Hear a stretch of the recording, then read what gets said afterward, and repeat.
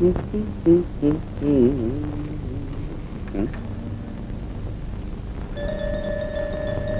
Coffee తెస్తున్నావుట్రా మేము ఎక్కడికి వెళ్ళింది? Thank you. మీకు కదా నాన్న, సీతకి. సీతక నువ్వు కాఫీ కలిపి తీసుకెళ్తున్నావా? సిగ్గులేదురా నీకు? దాని కాఫీ కలపడం రాదు, నేను కల్పిస్తున్నాను. బాగుండదు కదా? బాగుండదు. ఇలాగే అలవాటు. రేపు మీ అమ్మ చూసిందంటే ఎల్లుండి నుంచి నన్ను కాఫీ కలిపి తెమ్మంటుంది. నువ్వు కాఫీ కలపడానికి వీల్లేదు. ఎందుకు వీల్లేదు? భర్త భార్యకి చేసి ఇవ్వడం ఏంటమ్మా? భార్య భర్తకి చేసి ఇవ్వాలి. భార్యాభర్తలు అన్నాక ఒకరికి తెలియని ఇంకొకరు చేస్తే ఏమిటి తప్పు? తప్పు లేదనుకో. ఇవి ఆడవాళ్ళు చేయాల్సిన పనులమ్మా.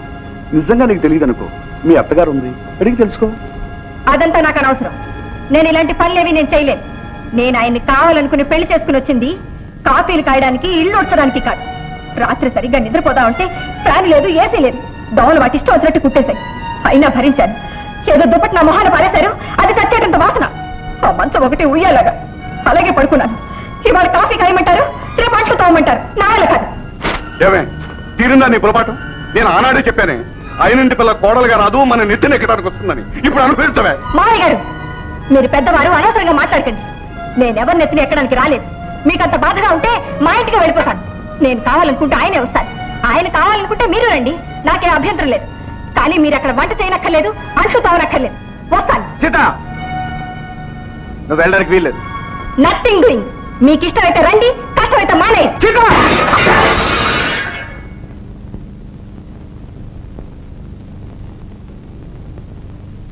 ఏమండి,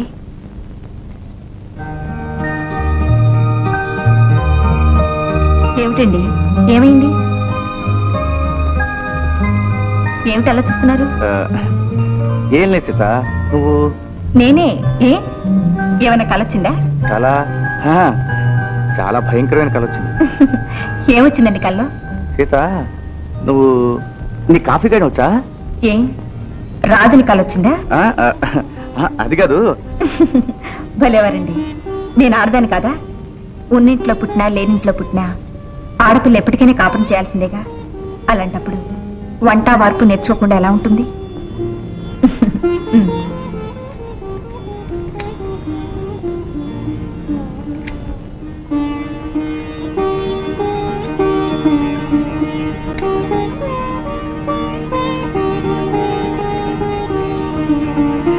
మావయ్య గారు, కాఫీ.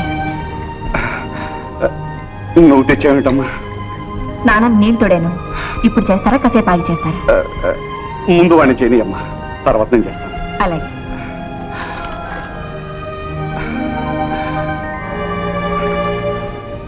ఏమండి, ఇప్పుడేమంటారు?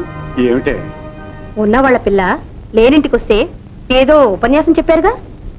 పిచ్చిదానా, అప్పుడేమైందే?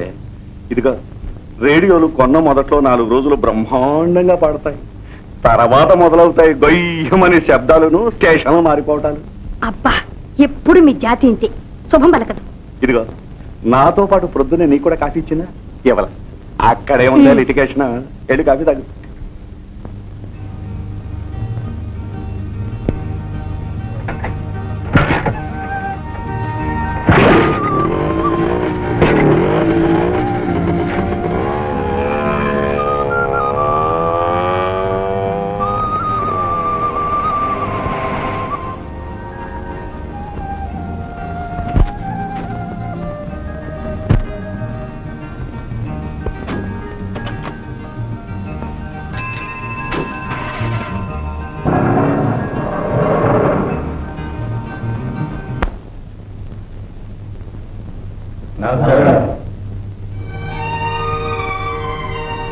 నమస్కారం.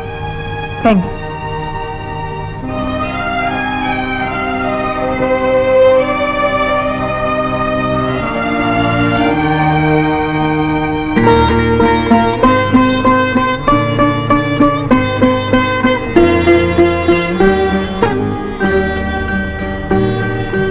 గుడ్.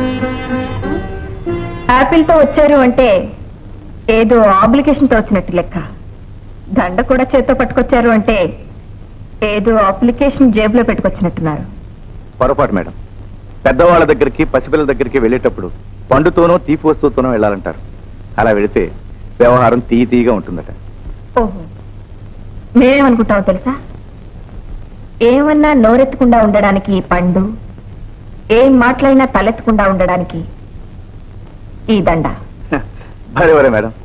It's all right. చెప్పండి. ఏం లేదు మేడం, మీరు వచ్చిన నాళ్ళకి మిమ్మల్ని ఇంత ఆనందంగా కలుసుకునే అవకాశం వచ్చింది. కానీ మొట్టమొదటిసారి మా బాధలు మీకు చెప్పుకోవాల్సి వచ్చినందుకు బాధగా ఉంది. అయినా మీతో తప్ప మా బాధలు ఇంకెవరితో చెప్పుకుంటాం? చెప్పండి. మేనేజర్ రవి గారితో చాలాసార్లు మా బోనస్ గురించి చెప్పాం, కానీ దాని గురించి ఆయన పట్టించుకోలేదు. మీరైనా పెద్ద మనసు చేసి బోనస్లు ఏర్పాటు చేస్తే మాకెంతో సహాయం చేసిన వారు అవుతారు.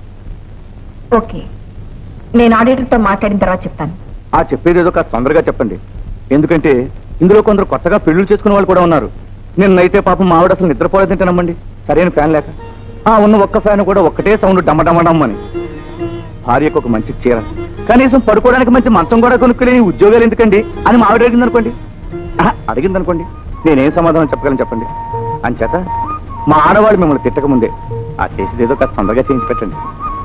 ఉన్న వాటితో సర్దుకుపోలేని భార్య కూడా ఒక భార్యనా? సర్దుకుపోతుంది కదా, నా భార్య గురించి పట్టించుకునే భర్త కూడా ఒక భర్తనండి.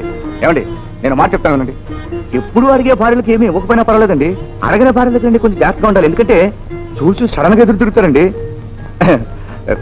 మేము వెళ్ళొస్తామండి.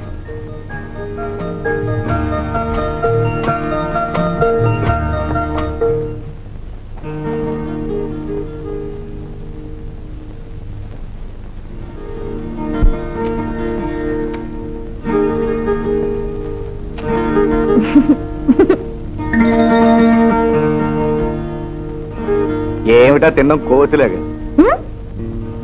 రాములు వారు ప్రేమతో ఇచ్చింది, ఆంజనేయులు వారు ఇలాగే తింటారు. అలాగా? ఎవరి గారు ఇలాగే తినిపిస్తారు?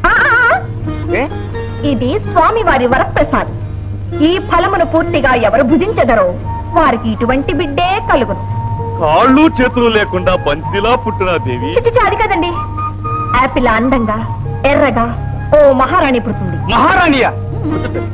ఈ ఒక్క మహారాణితోనే చస్తున్నావు, ఇంకో మహారాణి అలాంటి హీరో పుడతాడు. మీలాంటి హీరో వద్దండి బాబు, ఇప్పటికే చస్తున్నాం. అమ్మాయే పుడుతుంది, దాన్ని అమెరికా పంపించి బిజినెస్ అడ్మినిస్ట్రేషన్ చదివించి. వాడిని ఇండియాలోని మన ఊళ్ళోనే సుబ్బరాజు గారు హై స్కూల్లో చదివించి లేబర్ లీడర్ ని చేస్తాను. Labour leader? Labour leader? ఏమిటమ్మా?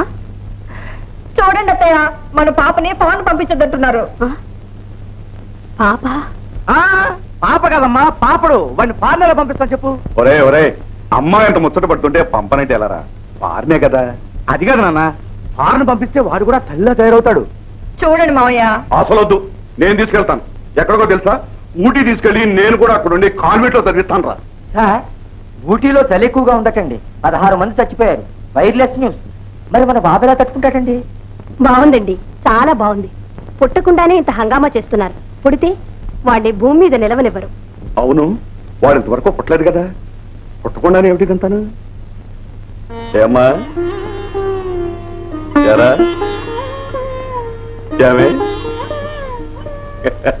అయ్యా, ఏమిటి? మినిస్టర్ గారు 8 గంటల గెస్ట్ హౌస్ వస్తున్నారు. Wireless news.